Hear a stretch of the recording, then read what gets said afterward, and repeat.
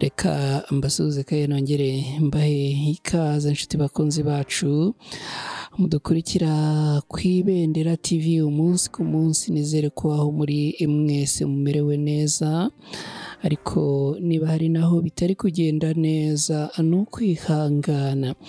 Turababwira ko muri Canada abanyarwanda bakoze imyigaragambyo nyuma y'icwa ry'umunyarwanda witwa Kabera warashwe n'umupolisi wo muri icyo gihugu. Turababwira kandi ko mu karere ka Musanze umubyeyi yataye umwana we mu musarane ku bw'amahirwe bakaza kumukuramo akiri muzima. Ngizi inkuru tugiye gusangira uyu munsi, gusa reka mbanze mfate akanya gato mbashimire mwe inshuti zacu z'akadasohoka mudukurikira ku Ibendera TV. Niba ujya ufata umwanya wawe waba muto cyangwa munini ugakurikira inkuru n'ibiganiro tubagezaho hano ku Ibendera TV, uri uw'agaciro gakomeye kuri twe.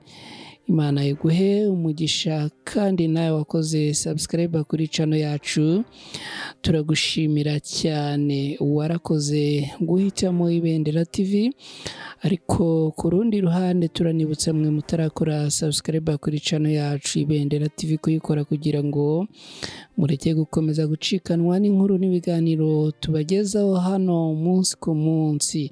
Mu gusoza turaza kubaha nimero mushobora kunyuraho niba mwifuza gutera inkunga ibikorwa bya Ibendera TV. Nitwa na Cretin Ntirushwa, hani ku Ibendera TV. Ikaze. Abanyarwanda baba muri Canada, inshuti n'umuryango wa nyakwigendera Erikson Kabera uretse kwicwa arashwe n'umupolisi wo muri icyo gihugu, bakoze imyigaragambyo y'amahoro basaba guhabwa ubutabera n'ibisubizo ku iyicwa rye ritasobanutse.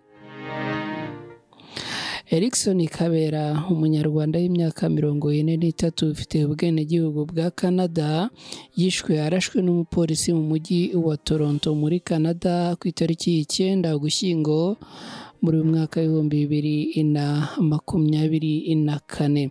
Nyakwigendera yishwe arashwe n'umupolisi wo mu mujyi wa Hamilton amusanze aho atuye ku muhanda Main Street West.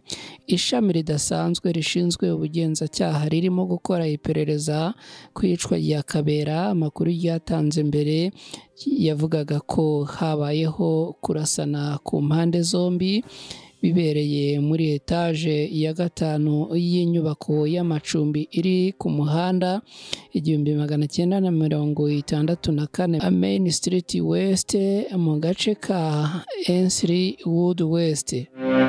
Nyuma ariko iri shami ryaje gutanga ibindi bisobanuro rivuga ko Kabera Erikson, umubyeyi w'abana 3 b'abahungu, nta mbunda yari afite, ahubwo ngo abapolisi 2 nibo barashe umuntu wari ugerageje kubarwanya, abaje kureba umuntu wari wabatabaje kuri telefone avuga ko hari umuntu ufite imbunda uri imbere y'umuryango we.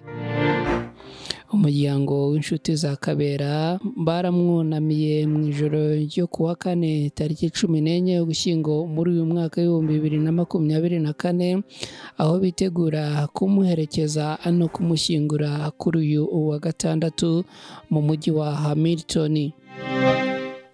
Mu butumwa yanditse kuri X yahoze ari Twitter, Ariel Kayabaga, umunyapolitike w'umunyarwandakazi ufite inkomoko mu Rwanda, yavuze ko urupfu rwa Kabera rwamushenguye umutima. Kayabaga yagize ati, naherukaga guhura na Erikson Kabera mu myaka 2 ishize. Navuganye n'abo mu muryango we, bafite intimba ibaremereye cyane kandi bizeye ko bazahabwa ibisobanuro bifatika ku iyicwa rya nyakwigendera. Turababwira kandi ko mu karere ka Musanze umubyeyi yatawe muri yombi akurikiranweho guta umwana mu musarane gusa ku bw'amahirwe bakaba baje kumukuramo akiri muzima. Mu murenge wa Nyange ni mu karere ka Musanze hari umugore witwa Umutoni Olive w'imyaka 30 wataye umwana mu musarane ku bw'amahirwe ariko bakaza kumukuramo akiri muzima. Uwo muryango utuye mu mudugudu wa Cyanturo mu kagari Kagaruka mu murenge wa Musanze, aho uwo mugore abana n'umugabo we mu buryo butemewe n'amategeko witwa Nsabimana Innocent. Kugira ngo umubyeyi gito afatwe ngo byaturutse ku bufatanye n'urwego rwa DASSO y'umurenge wa Nyange ndetse n'abaturage bakuyemo uwo mwana witwa Mugisha Brian ufite amezi 5 ariko akaza gukurwamo akiri muzima.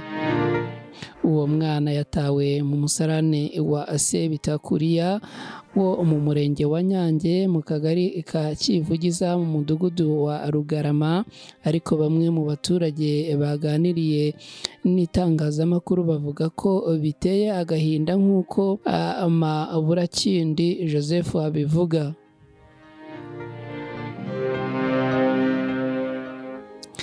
Aha yagize ati ibi bintu biratubabaje cyane kubona umuntu abyara umwana yagera mu gihe cy'amezi 5 agatekereza kumuta mu musarane, nabwo kandi ukaza gusiga icyasha mu murenge w'abandi. Twifuza ko uyu mubyeyi gito ahanwa. Kuba uyu mugore yataye umwana we mu musarane bishimangirwa n'umunyamabanga nshingwabikorwa w'umusigire w'umurenge wa Nyange Ntabareshya Cyprien. Agira ati nibyo koko umubyeyi Umutoni Olive yataye umwana mu musarane umuturage wo mu murenge wacu wa Nyange, gusa umwana twamukuyemo akiri muzima arimo kwitabwaho ku kigo nderabuzima cya Kinigi, ubwo ibindi turakomeza tubikurikirane. Uyu muyobozi akomeza asaba ababyeyi kwita ku bana babo kandi bakavuga ibibazo mu gihe bahuye nabyo, kuko ngo hari nubwo haboneka ubufasha, cyane ko kugeza ubu ubuyobozi butaramenya mu by'ukuri impamvu buriya mubyeyi yataye umwana we mu musarane. Kugeza ubu Umutoni Olive yatawe muri yombi, akaba yashyikirijwe sitasiyo ya polisi ya Kinigi kugira ngo akurikiranweho icyaha cyo guta umwana we mu musarane.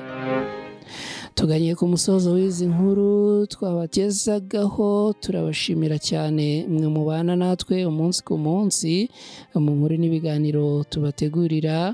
Turabasaba kandi inkunga yo gukora subscribe kuri channel yacu Ibendera TV, hanyuma ariko kandi mukanadufasha gusangiza izi nkuru inshuti zanyu n'abavandimwe batandukanye, hanyuma ubundi tukageza amakuru kuri bose mu byiciro byose. Niba ushaka gutera inkunga Ibendera TV ushobora kunyura kuri nimero ya telefone ikurikira: *250 79 17 00 822. Iyi nimero yakira amafaranga na message gusa, ubundi tukaguhamagara mu gihe bibaye ngombwa. Nitwa na Cretin Ntirushwa, ndabashimiye cyane, mugira amahoro n'amahirwe, Imana ibarinde.